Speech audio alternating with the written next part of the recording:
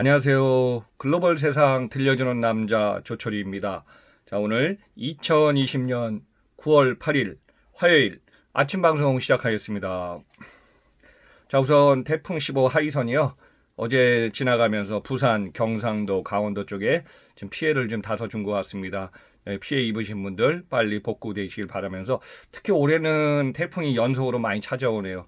8호 바비, 9호 마이삭, 10호 하이선 계속해서 지금 우리나라를 강타하고 있으니까 앞으로 뭐 지금 11호 태풍도 지금 준비하고 있다 이런 예측까지 있기 때문에 아마 작년하고 달라서 올해는 한반도를 강타하는 태풍이 좀 많아질 걸로 보고 있습니다. 여러분들 일단 자연재해는 사전에 예방하는 것밖에 없기 때문에 여러분들 오늘도 힘 좀 내시고 자 하루 소중한 시간 즐겁게 스타트했으면 좋겠습니다. 자, 오늘은 네 가지 글로벌 키워드 갖고 왔습니다. 첫 번째, 중국의 반도체, 미국의 제재로 위기 상황에 직면하는가. 자, 두 번째, 삼성전자가 중국의 거점 철수를 갖다가 증가시키고 있다. 세 번째, 자동차 업계 1위 폭스바겐이 2023년에 테슬라를 앞서서 전기차 1위를 목표로 하고 있다. 네 번째, 세계 석유 사우디아라비아 국영기업 아람코가 수출 유가를 갖다가 인하하고 있는 상황이다. 자, 우선 첫 번째 내용입니다. 중국 같은 경우는 뭐 이제 중국의 굴기라는 것도 하고 반도체 굴기라는 얘기가 있는데요. 중국의 반도체 회사 SMIC의 제재 강화로 지금 좀 힘든 상황에 직면해 있습니다. 자, 2, 3년 동안에 제가 보니까요. 미중 무역 전쟁 마찰은 심각한 상태로 지금 계속 진행 중에 있습니다.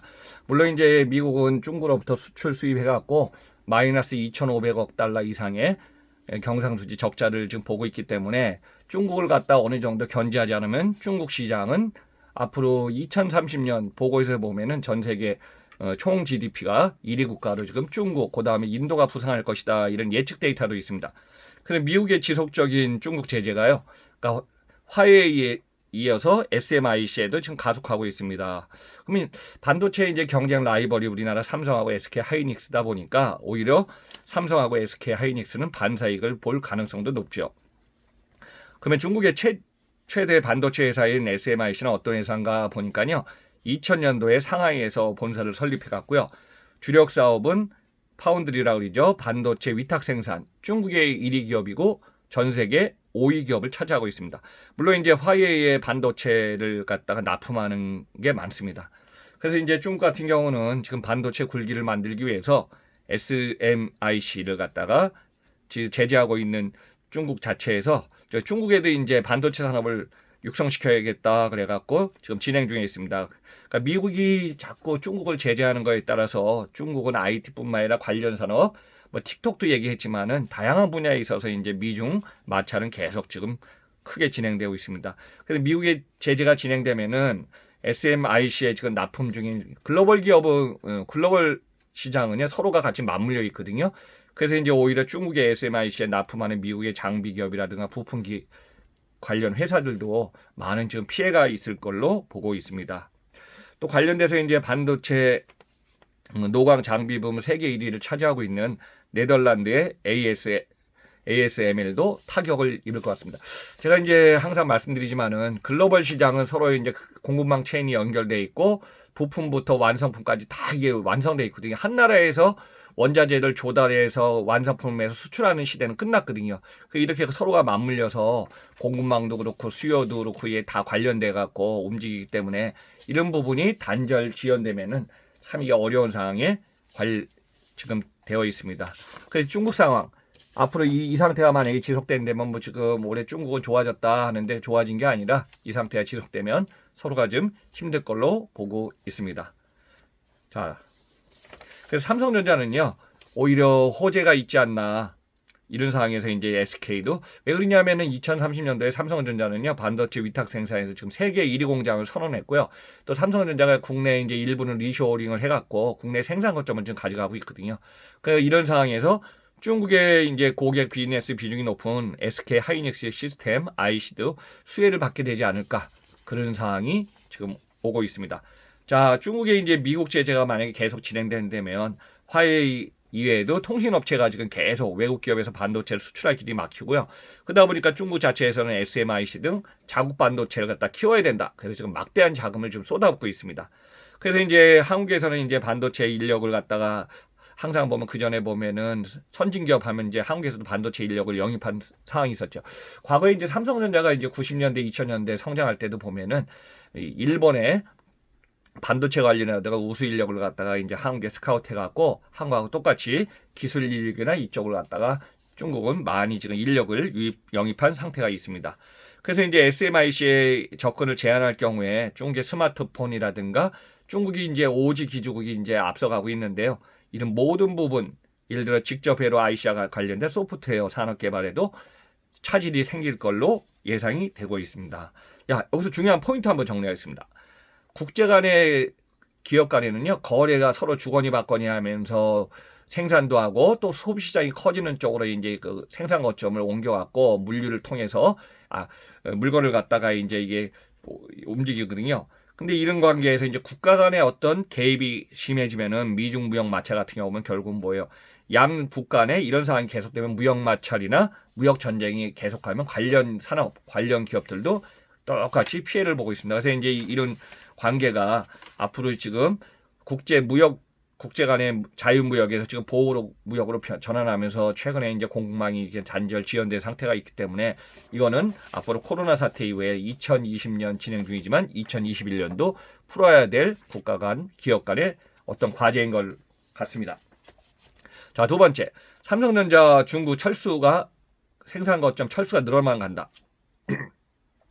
자, 제가 볼 때는요, 글로벌 저도 한 30년 하면서 시장을 철수할 때는 그 생산 공장을 만든 국가의 소비자의 수요가 감소하든가 아니면은 진출한 국가에서 자국 내 경쟁 기업이 늘어갖고 기업이 존속이 힘들 때는 이전을 하든가 아니면 그냥 생산 공장을 중단을 시킵니다. 그래서 보통 제조업 같은 경우 반도체도 그렇고 자동차도 그렇고 생산 공장 거점을 만들면 최소한 10년 이상을 갖다가 그 거점을 유지해야 되거든요. 뭐 그냥 5년 안에 그냥 중단할 수가 없기 때문에 그래서 길게는 20년 정도 가는데 이 생산 거점 이전하고 확보는 상당히 신중하게 지금 기업들도 고려를 하고 있습니다. 그래서 삼성전자가 최근에 중국의 텐진 TV 공장을 갖다가 클로징 공장 가동을 중단하기로 했습니다. 중국의 내수용 생산을 줄이고 생산이 줄어들고 글로벌의 생산 거점을 지금 탄력적으로 운영하기 위해서 지금 바꿔놨고요. 중국의 텐진 테레비 공장은요, TV 공장은 중국에서 유일한 테레비 생산 기지였습니다. 그래서 이제 중국의 내수용 물량을 생산하는데 중국 내에서 지금 TV 시장을 보니까 삼성은 겨우 4.8%입니다. 그리고 데이터에 보니까 1위부터 7위가 어디다? 중국의 기업들이 다 선점을 했습니다. 이런 상황은 이제 아마 스마트폰에서도 여러분들 좀 많이 알 수 있을 거예요. 중국에서 지금 스마트폰 시장에서 보면은 그 화웨이부터 해갖고 비보, 오포 해갖고 중국 시장에 1, 2, 3위는 다 중국 기업이 하고 삼성의 스마트폰 떨어지고 애플도 지금 많이 지금 내려앉고 있습니다. 그래서 여기서 중요한 포인트는요. 중국의 내수 시장에서 스마트폰, 가전, 기타 등등에서 생산 거점을 옮겨서 중국에서 지금 가동 돌린 기업들의 그 제품들이 중국 시장에서는 자꾸 포지셔닝이 줄어들고 있는 상황입니다. 그래서 중국 기업의 규모가 커지면서 외국 기업의 시장 점유율, 마켓 쉐어는 계속 좀 줄어들고 있기 때문에 기업들은 이전할 수밖에 없는 상황에 놓여 있습니다. 자, 텐진의 테레비 공장에는 한 총 300명이 지금 고용하고 있는데요. 이게 만약에 이제 중단되기 때문에 관련 회사에 전환 배치하든가 아니면 재취업 지원 등을 해주든지 보상 방안을 좀 검토하고 있다고 합니다. 이제 해외에 거점을 둔 기업들이 철수할 때는 현지에 남아있는 고용 인력을 어떻게 대우를 해주고 어떻게 이제 인력 재배치를 하냐가 중요한 포인트인 것 같습니다. 자, 올해 7월에는요, 마지막 PC 공장 중국의 수조 생산 라인을 중단했고요. 2018년 말에는 텐진의 스마트폰 공장을 중단했고요. 2019년 광동성의 후이저우의 스마트폰 공장도 가동을 스톱했습니다. 그래서 이제 삼성전자는 현재 중국에 남아있는 생산 공장이요, 수저우에 있는 가전 공장과 반도체 후공정 공장, 그리고 사천성 슈안에 있는 반도체 공장 등이 남아 있습니다. 자, 세 번째 키워드입니다. 폭스바겐 자동차 생산 1위 기업입니다. 2020년 전기차 1위를 목표로 달려가고 있다. 이제 자동차 시장은 앞으로는 이제 화석연료 가솔린 등유가 아니라 2020년, 30년 이제 친환경 저탄소 매출이 있어갖고 앞으로는 전기차, 수소차, 연료전지차로 이제 친환경 쪽으로 가고 있거든요. 그래서 이제 현재 전기차 1등 테슬라가 1위를 차지하고 있고 올해 이제 테슬라의 주가도 뭐 몇백 퍼센트 지금 급등한 상태 아닙니까? 그래서 이제 세계 자동차 회사 빅3가 있습니다. 1등 폭스바겐, 2등 도요타, 3등 르노, 닛산, 미쓰비시가 있는데요. 이 기업들이 지금 전기차에 대해서 지금 박차를 해서 지금 계속 개발을 하고 있습니다. 그래서 폭스바겐도 전기차 소프트웨어 여기에 이제 가속 속도를 좀 내고 있고요. 2023년에 테슬라의 전기차의 생산량인 90에서 한 150만 대까지는 넘어서야 일을 하기 때문에 지금 계속 가속을 지금 하고 있습니다. 자, 폭스바겐은요, 2018년에 전기차 전용 플랫폼인 모듈식 전기 구동 매트릭스를 갖다가 기반으로 전기차 생산량을 지금 향상시켰고요. 또 다양한 기종에 적용 가능한 모듈식 전기 구동 매트릭스 플랫폼을 통해서 제작 단가를 낮추고 공정 과정 등을 단순화하는 걸로 계속 지금 진행 중에 있습니다. 그래서 2025년까지 50대 이상의 완전 전기 모델 개발을 목표로 해갔고요. 2023년까지 440억 유로 약 62조 원을 지금 투자해 나갈 계획입니다.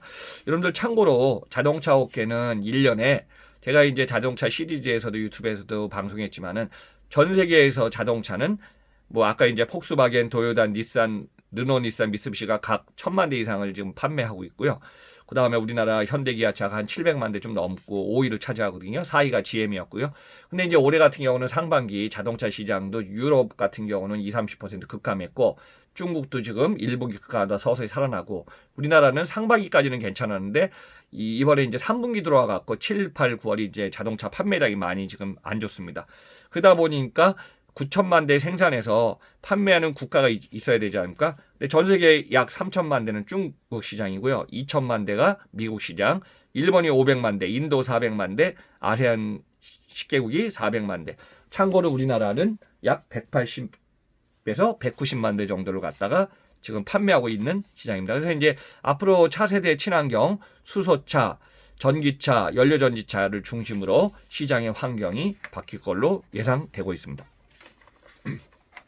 자, 네 번째 키워드입니다.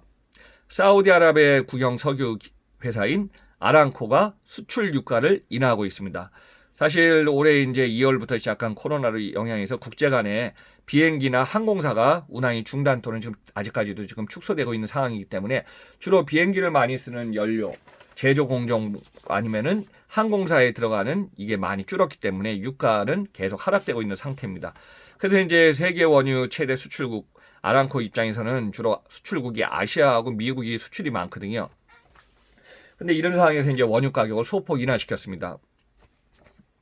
아시아 지역을 대상으로 판매하는 10월 인도분에서요. 아랍 경질유 공식 판매 가격을 이걸 갖다 OSP라고 하는데요. 보통 평균 기준 1배럴에 1.40달러를 인하시켰고요. 미국에 수출하는 것은 전월 대비 60센트를 지금 인하하고 있는 상황입니다. 그래서 이제 유가를 인하시키면서 어떻게 조정을 하는데 아람코가 한 6개월 만에 유가를 좀 다시 내리고 있습니다. 최근에 유가에 관해서 제가 9월 7일 날 유가 데이터를 보니까요. 세계에는 이제 유가 거래 시장이 있습니다. 자, 중동의 두바이유 9월 7일 날 데이터를 보니까요. 42달러입니다. 42.61. 그 다음에 미국의 서부 텍사스유가 WTI라 그러죠. 39.77. 그 다음에 북해산의 발렌티유가 있습니다. 그래서 이제 이런 상황에서 미국의 국제 선물 시장에서 미국 텍사스 서부 텍사스 원유 WTI가 최근에 이제 배럴당 40달러 이하로 내려갔다가 올라갔다 하기 때문에 국제 유가는 보통 한 60달러가 전후가 되거든요. 그게 여러분들 이제 참고로 2008년도 글로벌 금융위기 때 저도 한 20-30년 분석해 보니까 그 당시에는 JP 모간이 예측한 대로 일시적으로 1배럴이 147달러까지 피크에 올라가더니 계속 반등 급락하다가 60달러 선을 계속 유지했거든요. 그래서 여러분은 이제 참고로 유통이나 물류 제조 관련된 기업들 많이 제 방송을 듣기 때문에 특히 저는 이제 물류도 한 20년 이상 해보고 했기 때문에 물류를 하다 보면요 1배럴에 90달러 이상이 되면은 물류하는 사업자들은 상당히 특히 트러킹 같은 게 힘들어집니다. 그래서 그 당시에 이제 고정비 영업 손실이 크다 하는 게 한 80, 90달러고요. 60달러까지만 해도 무난한 상황입니다. 여러분들 비행기 많이 타다 보면 그 당시 그러지 않았습니까? 추가 우리가 이제 비행기 티켓 외에도 그 다음에 연료를 갖다가 해갖고 지금 비행기 탈 때마다 거리에 따라서 자기가 이제 추가 요금을 좀 낸 기억이 납니다. 그래서 이제 최근에는 비행기가 많이 빈수가 이렇게 많이 이제 출항 빈수가 좀 줄었지만은 이 상황에서 국제 유가는 40달러 전후로 지금 주춤하고 있는 상황입니다. 자, 항상 보면은 이제 태풍이 오면요, 그 관련된 어디에 공항은 좀 이게 봉쇄가 되든가 결항이 됩니다. 그래서 이제 올해는 지금 태풍이 남은 기간 동안에도 한 평균 20개이기 때문에 10개가 지나갔으니까 10개는 오지 않나 그러는데 앞으로 이제 우리나라 지금 북상하는 태풍이 좀 적게 왔으면 아니면 최고로 안 왔으면 하는 바람입니다. 자, 한 10월 달까지 지금 태풍이 온다 그러니까 추석 전에는 이제 가능하면 좀 피해 갔으면 합니다. 왜냐하면 우리나라 최대 명절 추석 때 이제 피해를 너무 모든 분들이 지금 힘들지 않습니까? 그래서 이제 이런 상황에서 글로벌 기업들의 지금 움직임이 다양하게 좀 변하고 있다는 걸 갖다 여러분들한테 메시지 전달하면서 자, 9월 8일 글로벌 세상 들려주는 남자 조철이 아침 방송은 이것으로 마치겠습니다. 여러분들 마지막까지 들어주셔서 감사드리고요. 자, 8월부터 아침 방송 시작해갖고 여러분들한테 글로벌 세상의 다양한 내용을 설명하고 키워드를 제시하고 있습니다. 마지막에 구독과 좋아요 안 누르신 분은 부탁드리면서 여러분들 9월 9일 수요일 내일 뵙겠습니다. 자, 오늘도 하루 건강하시기 바라면서 감사합니다.